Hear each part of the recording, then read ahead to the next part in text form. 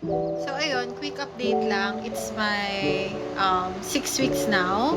And ayan na itsura ng nose ko. May mga onting scars pa rin naman. Pasensya na sa aking oily face. Ayan, may mga scars pa rin. Tapos, ang ginagamit ko sa scars ko ay yung Dermatix kasi yun yung recommended ng doctor ko.